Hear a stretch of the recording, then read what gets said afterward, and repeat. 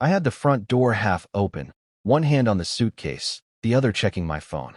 "Uber's here," I said. My wife, Olivia, grabbed her passport and rushed toward me. We were cutting it extremely close, just 30 minutes before our flight. After months of planning, we were finally leaving the country. New life. Fresh start. I stepped outside, already locking the door when it happened. Bang, bang, bang. A loud, aggressive knock echoed through the house. I froze.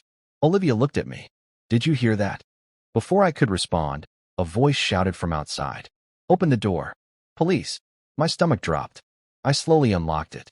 The moment I opened the door, 3 police officers stepped forward. "Sir, we have authorization to conduct a raid on this property." "A raid?"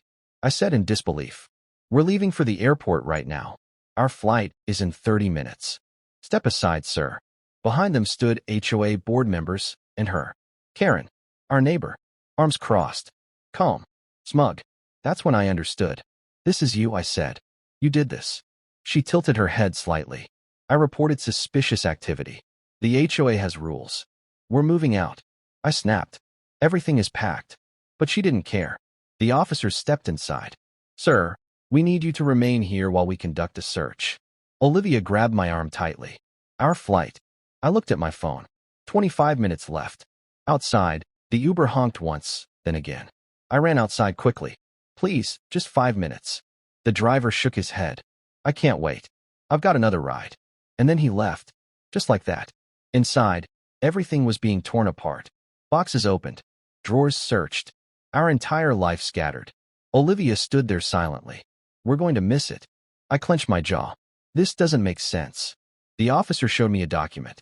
"We received a complaint regarding illegal storage and suspicious activity. It's moving boxes." I said. Karen stepped forward slightly. From outside, it looked suspicious. "Hey, just give us 5 minutes." He rolled down the window, confused. "Man, I can't wait that long. I got another ride. Please, just 5 minutes." But even as I said it, I knew. This wasn't going to be 5 minutes. Inside, drawers were being opened. Cabinets checked. Boxes ripped open. Our neatly packed life turned into a mess within seconds. Olivia looked like she was about to cry. "We're going to miss it." I clenched my jaw, trying to stay calm. "This is insane," I muttered. "They can't just do this without—" "Sir," one officer interrupted, holding a paper. "We have a formal complaint citing unauthorized use of property, illegal storage, and potential code violations." Illegal storage? I almost laughed. "These are moving boxes." Karen stepped forward slightly, her voice calm but sharp. "You've had people coming in and out. Late-night activity. Large containers being moved. We hired movers." "Well," she shrugged, "that's not what it looked like." I took a step closer. "You just cost us our flight." She didn't even blink. Rules are rules. Another honk from outside. Then silence. I turned toward the window. The Uber was gone. Just like that. Olivia covered her mouth. "No, no, no, no." I checked the time again. 18 minutes. Even if we left right now, we wouldn't make it. Months of planning. Non-refundable tickets. Everything slipping away because of this. I ran a hand through my hair, pacing back and forth. "This is not over," I said under my breath. Karen heard me. A small smile appeared on her face. "Oh, I think it is." That's when one of the officers called out from the back room. "Sir, you might want to come see this." I turned instantly. "What now?" He was standing near the garage door, holding something in his hand. Something that definitely wasn't ours. And suddenly, this whole situation got a lot worse. I walked toward the garage, my chest tight, mind racing. "What is it?" I asked. The officer held up a medium-sized black duffel bag. It looked old, worn out, definitely not ours. "We found this behind your storage boxes," he said. "Can you explain this?" I shook my head immediately. "That's not ours. I've never seen that before." Olivia stepped closer. "We packed everything ourselves. That wasn't there." The officer didn't respond right away. Instead, he slowly unzipped the bag. For a moment, everything went quiet. Then, his expression changed. Not shocked. Focused. Serious. He turned slightly to the other officers. "Call it in." My heart dropped again. "What's inside?" He looked at me. "We're still assessing." That answer didn't help. Behind us, I heard movement. Karen. She had stepped closer to the garage entrance, trying to get a better look. And for the first time since this all started, she didn't look confident. She looked nervous. Everyone stepped back, the officer ordered. We moved aside. Another officer gently took the bag and placed it on the hood of my car, continuing the inspection carefully. I watched Karen from the corner of my eye. Her arms weren't crossed anymore. She kept shifting her weight, glancing around, avoiding eye contact. Something wasn't right. And suddenly, it clicked. I turned fully toward her. You knew about this. She snapped her head toward me. What? You knew this was here? That's ridiculous. No. I stepped closer, my voice steady now.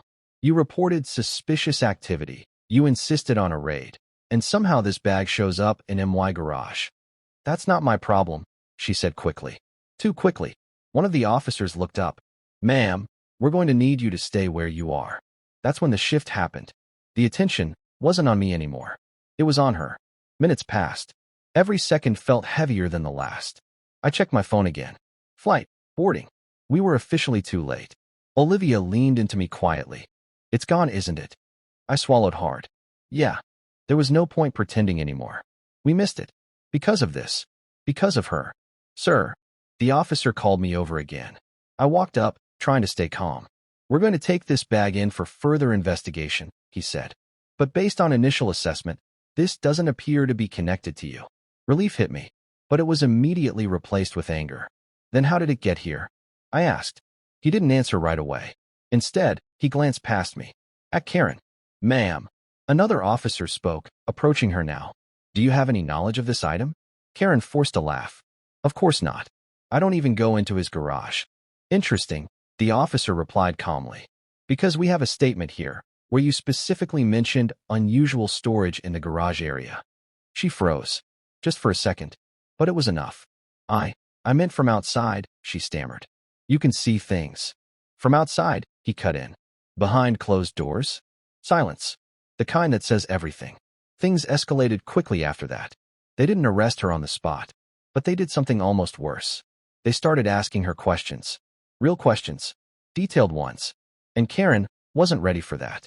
Her confidence? Gone. That smug smile? Completely disappeared. Now she looked exactly how we felt an hour ago. Trapped. The officers eventually wrapped up the search. Sir, one of them said to me, you're free to go? We apologize for the inconvenience. Inconvenience. I almost laughed. We missed an international flight, I said flatly. He nodded. I understand. You may want to speak with legal counsel. Situations like this can have consequences. I looked past him. At Karen. She couldn't even look at me anymore. Later that night, after everything finally calmed down, Olivia and I sat in the middle of our half-torn living room. Suitcases still packed. Tickets wasted. Plans delayed. But not destroyed. I exhaled slowly. We'll rebook. She nodded. Yeah, we will. Then after a pause, she added. She really thought she could get away with it. I looked toward the window, where Karen's house stood across the street. Dark. Quiet. Different. No, I said. She just didn't think we'd fight back. And we did. Within weeks, things started turning. The HOA launched an internal review. Turns out, Karen had a history of false complaints. This time, she went too far. The investigation into that bag led back to someone connected to her. Not directly enough for something immediate, but enough to raise serious questions. Legal questions. HOA pressure. Community backlash. Her reputation? Gone. Her position? Under review. And us? We rebooked the flight. A month later, we stood at the airport again. Same bags. Same plan. But this time, no one was stopping us. As we walked toward boarding, Olivia squeezed my hand. Think she's watching? She asked. I smirked slightly. Yeah, I said. But this time, there's nothing she can do. And just like that, we finally left. Not because everything went perfectly, but because someone tried to stop us. And failed.